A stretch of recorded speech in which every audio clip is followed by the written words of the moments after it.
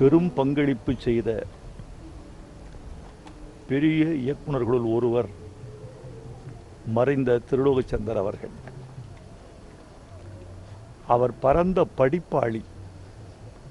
இயக்குனராக ஒரு மனிதன் உயர்வு பெறுவதற்கு அவன் தினந்தோறும் கற்றுக்கொண்டே இருக்க வேண்டும் என்பதற்கு எடுத்துக்காட்டு திருலோகச்சந்தர் அவர்கள். பழைய எழுத்து முதல் புதிய எழுத்து வரை வாசித்து வாசித்து தன்னை மேம்படுத்திக் கொண்டே இருந்தவர் ஏசி திருலோகச்சந்தர் அவர்கள்.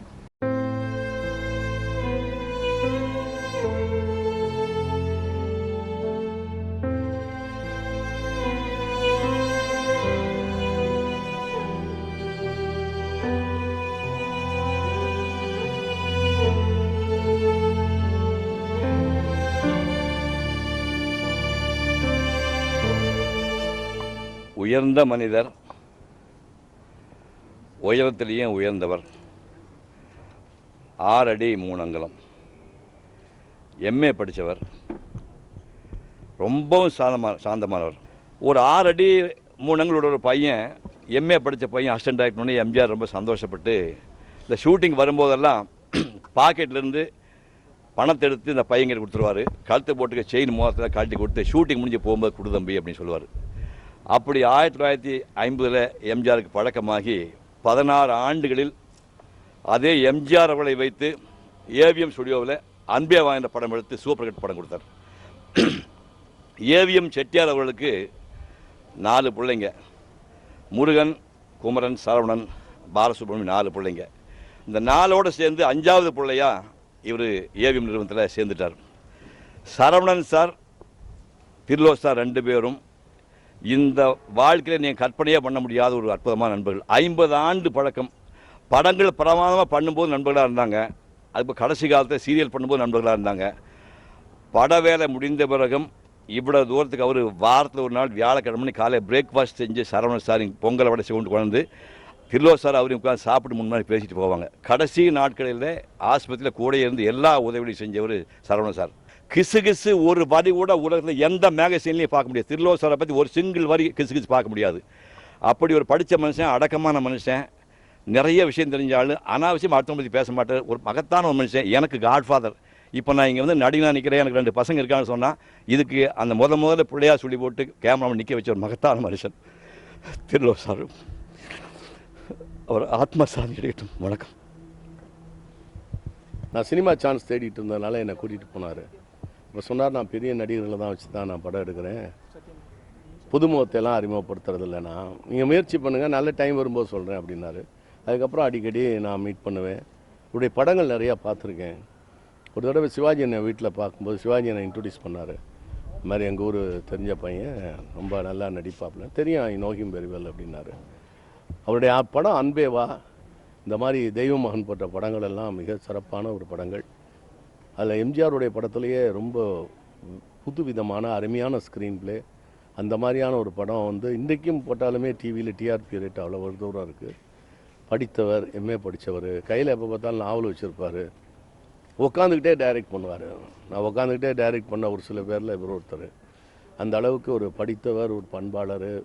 பார்க்கும்போதே ஒரு டைரக்டர்னால் வந்தவொடனே தேட வேண்டியதில்லை. டைரக்டரை வரும்போதே தெரியும், அவர் அமிதாப் பச்சன் உயரத்துக்கு இருப்பார் அவர். அப்படிப்பட்ட ஒரு அருமையான இயக்குனர். நான் அடிக்கடி ஃபோன் பண்ணுவேன், எப்படி மாதத்துக்கு ஒரு தடவை ஃபோன் பண்ணுவேன்.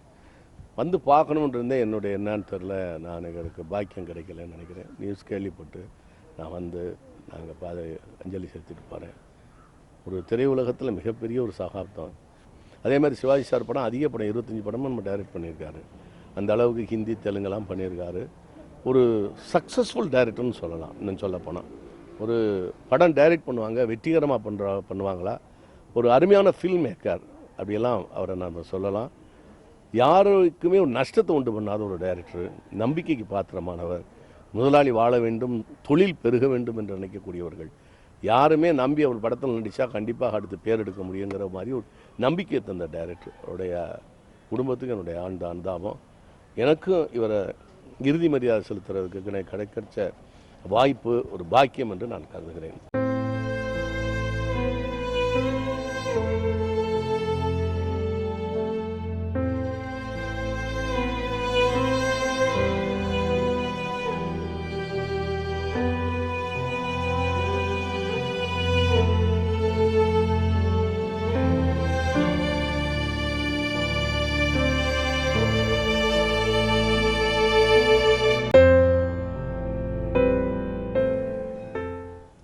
தாய் வீட்டில் கூட இருந்த ஒரு மாபெரும் நண்பரை இழந்து விட்டேன்.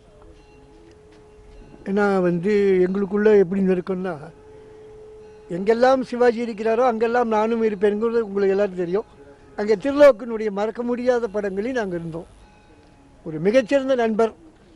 எந்த ஒரு விஷயம் திரைக்கதை ஆரம்பிக்கணும், என்ன பண்ணலாம், இல்லை செட்டுக்கு வந்துடு சிவாஜி வராருக்கா அப்படிங்கும்போது கூட இருந்து அந்த அளவுக்கு அதில் மறக்க முடியாத பாபு, தெய்வ மகன்லாம்.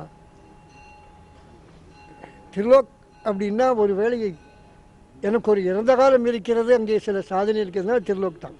அந்த மாதிரி எங்களுடைய ஏவிஎம்ங்கிற தாய் வீட்டில் எங்கள் கூட இருந்த ஒரு பெரிய ஆலமரம். அதாவது இதுக்கு வார்த்தையால் வர்ணிக்க முடியாத ஒரு இழப்பு அந்த நண்பருடைய மரணம்.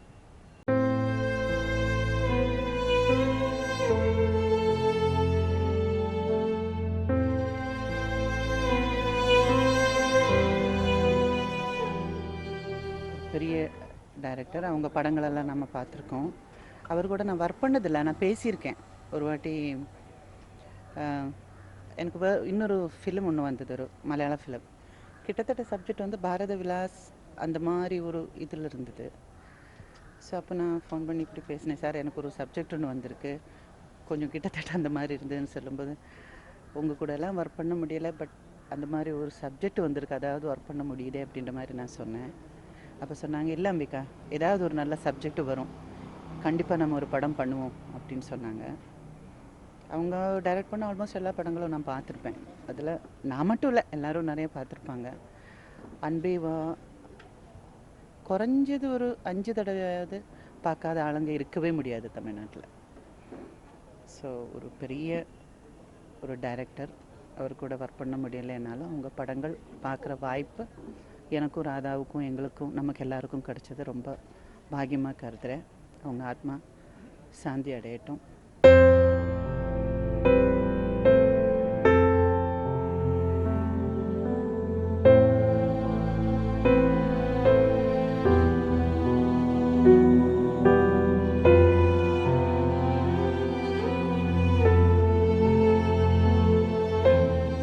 ஒரு மிகப்பெரிய இயக்குனர்ன்றதை தாண்டி குடும்ப அளவில் எங்களுக்கு ரொம்ப நெருக்கமாக இருந்த ஒரு நபர். எங்கள் 2 பேரையும் பர்சனலாக அவருக்கு ரொம்ப பிடிக்கும். கல்யாணத்துக்கு முன்னாடியே even before lot of people set இவங்க 2 பேரும் லைஃப் பார்ட்னர்ஸாக சேர்ந்து இருந்தால் ரொம்ப நல்லாயிருக்கும் அப்படின்னு சொன்னவர். மனசார எங்கள் 2 பேரையும் வாழ்த்தினவர். He'll always stay in our minds. அதுக்கு மேலே எனக்கு என்ன சொல்கிறதுன்னு தெரியல. ரொம்ப ரொம்ப மரியாதைக்குரிய, ரொம்ப நேசித்த ஒரு நபரை இன்றைக்கி இழந்திருக்கோம். I wish he rest in piece.